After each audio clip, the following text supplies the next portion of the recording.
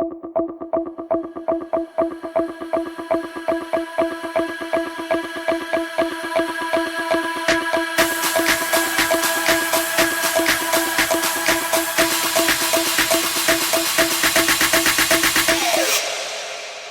everyone, and welcome to the latest episode of the Writers Podcast. I have with me today guest writer Zane Carson Carruth. Hello, Zane. How are you doing? I'm just fine, thank you. I'm thrilled to be here. It's fantastic. And right off the bat, I have to ask, Zane, that's a very interesting name. Is that short for something or No, no? my mother, Uh, who was born in years ago, went to school with a girl named Zane. oh, People okay. didn't have weird names when I grew up. They sure didn't have them when she grew up. But anyway, so she liked the name, and I hated it growing up, but as Right. an adult, it served me well. Oh, that's great. That's great. Anyhow, so we're here to talk about your latest book, which, and you are a writer of children books, correct? Yes, I have a Okay. And trademark series about the world's first tooth fairy. okay. And what's your latest book that you've written? It's A Bella and the Haunted House. Ooh, it's very appropriate with Halloween coming up so Yeah. close. So we'll get into and talk about that. Before we do that, I'd like to I'll let the readers find out a little bit about you. Can you tell us a little bit about what got you to where you are today? Like, did you want to be a writer all your whole life, or were you just a big reader? And then at some point you said, "Hey, I want to take a stab at this." No, it was just kind of a fluke. My background is actually insurance. I'm a Mm, certified insurance counselor, and I always did marketing and sales and insurance, but loved to write. And one weekend, I just picked up a notebook and started writing this story. And I thought, this could be about the tooth fairy. It just kind of wrote itself. And it was so enjoyable. And I liked it so much. And I had so many more ideas. It just kind of blossomed from there. It just kind of blew up. And I've written 7 books so far. And the okay. last 3 have actually been based on some sort of truth or something that's gone on with my life, which makes it a little bit more fun and interesting. Okay. And were you a big reader growing up at all, or? Well, no, and my parents didn't read to me. They no, I don't know. I always liked to write, and I always liked pens and paper and things like that. And just I've always kept a journal, and but I just love to write. So, Hmm. and I'm also a certified etiquette professional, and I write etiquette articles for magazines when requested. So I Oh, just okay. like to write. Okay. So then why children's books? That's just the story that wrote itself. I never thought I would write a children's book, and what I had in my head was something totally different. I mean, I thought eventually I would write a book, but it would be an adult book, but Hmm. that didn't happen. So I'm just rolling with it. Okay. Were you writing for any particular one in mind, like a child or a grandchild, or No, no? no, I based Bella, the tooth fairy, on my daughter, her Hmm. personality and her looks and her temperament and her Okay. energy level. And it just kind of went from there. That's why I said it made it so easy. The book just wrote itself. Okay. So how long did it take you to write that book? That first one, it probably took 30 minutes, not long at all. It wrote itself. Really? But it Wow. takes eons to edit it. And I changed Right. the title, I changed the tip fairy's name, and Mm, so you tweak it and tweak it and tweak it to the point of ad nauseum before you actually get it to press. But I self-publish, so that's a laborious process. right. So let's talk about that. So you've written the story, um, and you realized fairly quickly that it was a children's story. What was your next steps with it? Well, what happened was I didn't know what to do with it. So I Mm. put it in a drawer for like 16 years. It just languished in there, but I never Okay. forgot it because, at Ah, the time that was before Google. So right. anyway, so I was getting my certification to be an etiquette professional, and the lady had written a children's book, and she self-published it. Well, From that moment on in that class, I was laser focused getting my book done. So I Okay. asked for a little bit about that, and I just ran with it. But because now you have Google, that I found my editor, the illustrator, copyright person, everything through Google. Okay. So, 16 years later, once you found everybody that's going to help you with your book, how long did it take to go from that state to published? It takes about 9 months once Wow. you have, gotten it to where you want it, because it's a long process getting the illustrations, because you've got to have an illustration page for page. And my first book was way too long. It was 36 pages, and parents don't want to read books that are that long. But so now I keep it around, I don't know, 26 pages. But anyway, so it takes about 9 months by the time you get the illustrations done and the spell check and all of the processing and the checking and the double checking, because you don't need any grammatical errors or punctuation errors, or and then you have to do the layouts. But so it's a process. It's not for the faint of heart. Right. So you had to cut down your first story, and what those parts that you cut down, did you end up using them later on in later stories, or? Not really. I mean, I could No? write for Disney, because I could go on and on and on about a dress or a party or Oh, okay. anything. So and it was painful to cut it all out, because I thought I had some really cute things in there, but no, I didn't go back and use any of those things. But now I do use things from my stream of consciousness and different things that you hear and you pick up. I put those in my book. If someone says something really clever, I make a mental note of that, and I'll put that in a book. Right. But Okay. I think everybody does. Any writer does that. Right. So I'm really curious now that because you've been carrying this story in your head for 16 years, and then you finally got somebody to illustrate it. How close were the illustrations to the pictures that you've been carrying in your head for such a long time? Spot on, right on. Well, Wow. I looked at a lot of illustrators, and so many of them are those action figures or Power Ranger people. And what I wanted was just a fairy, a little something cute and colorful. And Right. More no, like we Peter worked Rabbit, kind of probably Winnie the Pooh stuff. months. Yeah. What? More like Peter the Rabbit or Winnie the Pooh. Yes, yeah. My books are real colorful. Look, I'll show you. Can you see that? See, Yep. that's Yep. colorful. Very nice. See, colorful. Wow. But anyway, so he's real good, and we worked. He was very patient with me, because it took us weeks just to get her eyes right, the right color, the right shape. Her hair didn't take too long because it was just blonde, but it was fun. And I use this same illustrator, and we're friends now. And it's been, my first book was published in 2016. So. Okay. And like, are you geographically close to one another, or is he across on the other side of the world? He's in India. Wow. Yeah, but he's available whenever I email him. He answers me right back within reason. Sure. So you're an expert of Zoom calls and whatnot.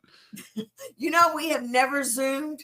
Oh, we just do emails. Wow. Yeah, I've never spoken to him. I don't even know what his voice sounds like, but I know what he looks like because I've seen his picture. Well, if he hears, or he or she hears this podcast, then maybe they want to reach out and touch base with you.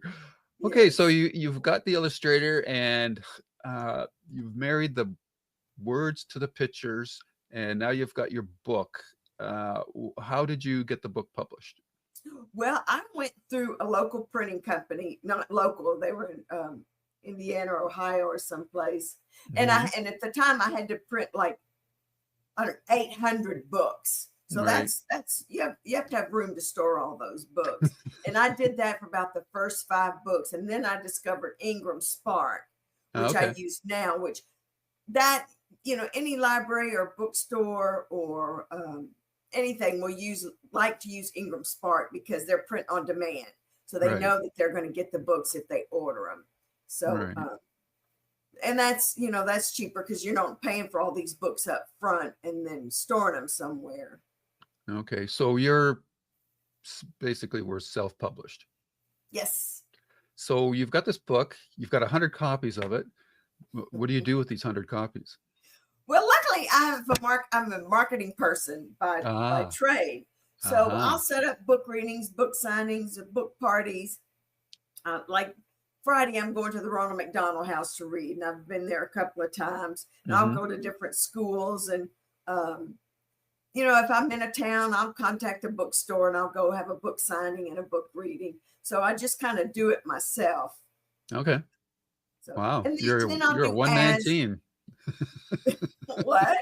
You're a one-man team. Well, I am a one-man team, a one-man band. Yes. Yes, sure. that's very impressive. So now, did you reach out to schools or libraries or anything like that? Yes. Yeah. I've left no stone unturned. And you know what else I did? I created a 3D full color video. The guy who did who produced Thomas the Tank Engine and Naughty and I. Oh, sorry, that's my mother. I'll turn my phone off. I have it where it's not supposed to ring, but with these things. Anyway, I hope you can edit all that out. No worries. Anyway, we created a 3D video, and the man he won 2 Grammys, Dennis Scott, he wrote the song, the introduction song. So that was great. So anyway, as a matter of fact, today I was contacted by Angel Studios. They're putting together a pilot program for a little children's TV show, and they wanted to collaborate with me because they loved that video so much and Abella and my books. So that's exciting. That just happened this morning, which I'm thrilled. Congratulations. Yeah, I don't know if anything will come of it, but I said, sure, I'll collaborate with you. Right. So this video, was that your idea? Yes. Okay. And my PR person no, it was horribly expensive. It was terribly expensive.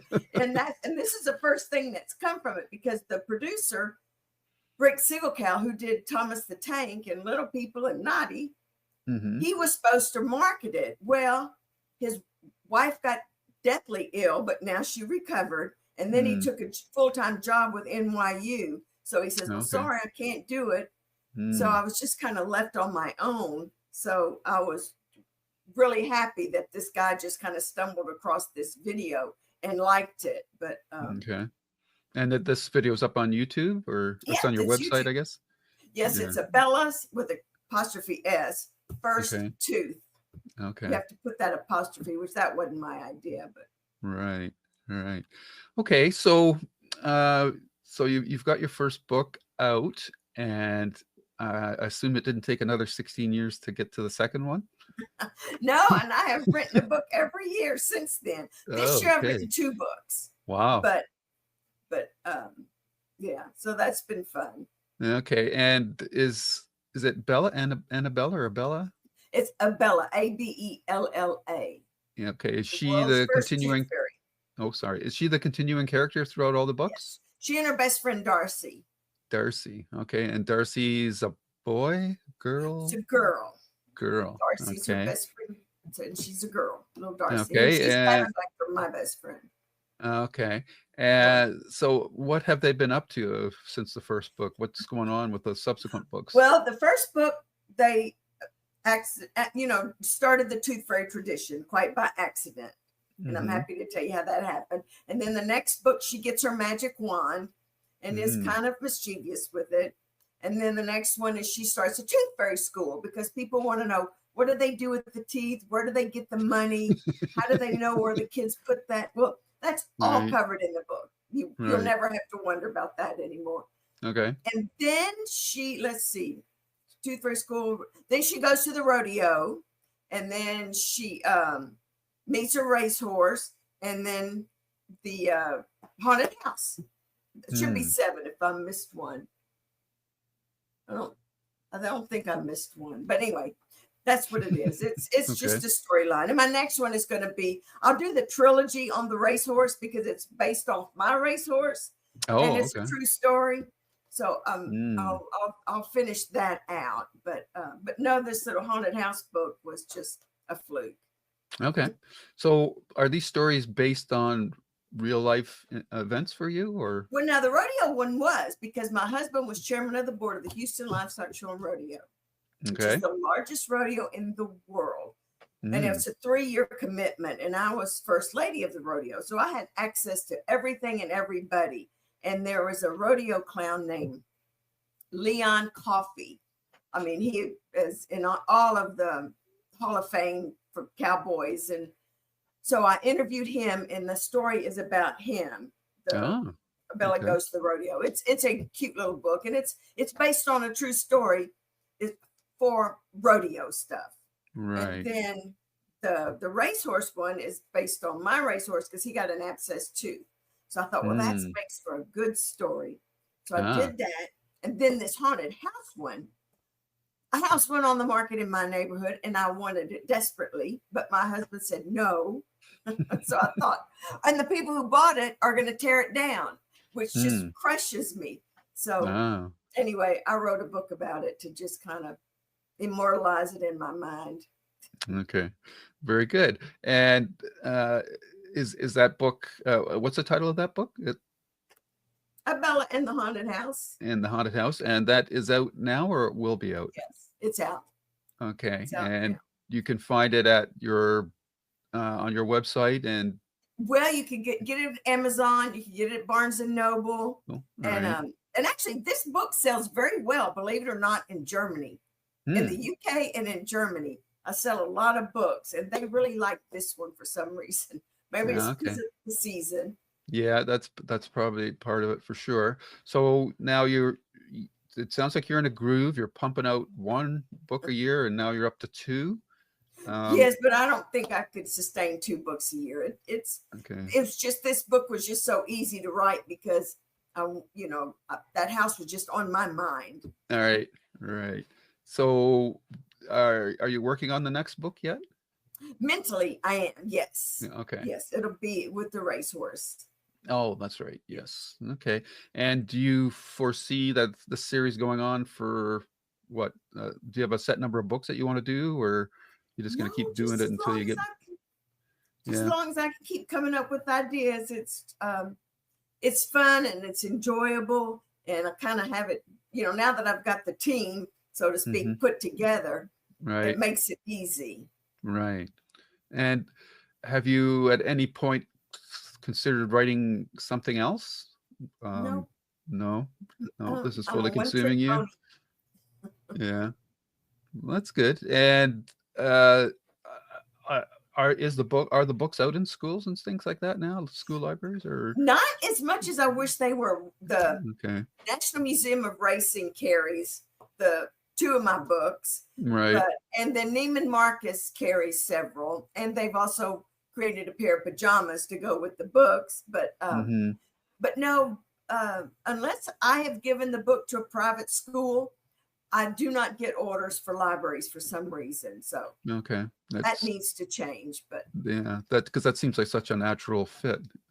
exactly, I know. I Yeah. don't know how to make that happen, and I have a PR person, and they've yet to make that happen. So Hmm. that that would be a good goal for this year. Yeah, yeah. Well, have you joined any writers groups or anything like that, or gone to No, conventions? no. To no, because that's a good place to make connections with other people in the Yes, industry. yeah. I don't because our personal lives are so busy. We travel so much Okay, that yeah, I want to do a book tour in the United States and in London because, like I said, I sell a lot of books over there. right. But that has not been put together at this point. I think they're working on it, the PR people. Hmm. Very good. Well, I think that's all I've got to ask you right now because you're such a one-man team. I don't have, Yeah. and you didn't really read or anything growing up, right? No, I was not a big reader. I mean, I would go to Right, the library and check out books and do my book reports like I was supposed to. And I do right. read now. I read a lot Oh, more okay. now. Okay. A whole lot more now than when I did growing up. But Okay. Well, that's a nice side benefit. yes, yeah. And what kind of reading books do you like to read? Well, if I'm in a book club, you read those real complex books. Mm. But normally I like, I just like, well, right now the book I'm reading is about Milton Hershey. I like biography books. I Oh, like okay. to read about people because, I'm The just chocolate interested guy? in people. The chocolate guy, yes. Wow. It's Oh, okay. very Well, interesting. kids Very and chocolate. interesting. Kids and Yeah. chocolate and tooth fairies. Might be a story there. It kind of makes a connection, doesn't it? Yeah, that's very cool. Um, so just to round things out, people can find out more about you at your website, correct?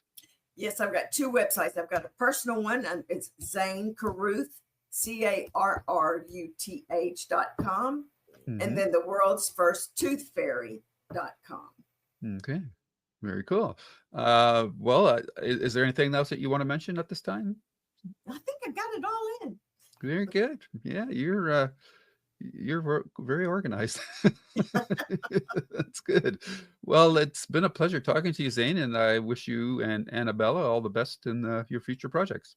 Well, thank you, and you have a wonderful holiday season that's Yes, you quickly too. approaching. Happy Halloween. Yes. That's only 2 days All right. away. All right. Take care, Zane. Enjoy the rest of your day. Thank you. You too. All right. Bye.